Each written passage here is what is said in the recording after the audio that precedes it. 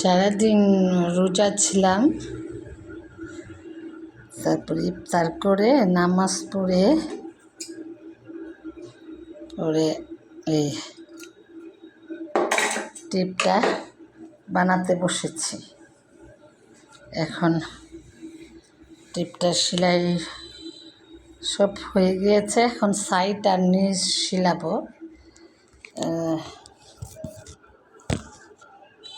এখন সাইড আর নিচটা সেলাবো।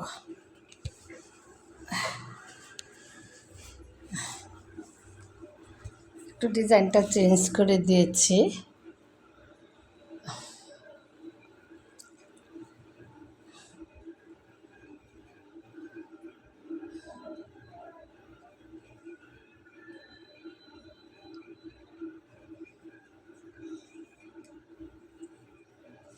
এই সাইড সেলানো হয়ে গিয়েছে, আবার এই সাইডও সেলানো হয়ে গিয়েছে। এখন এই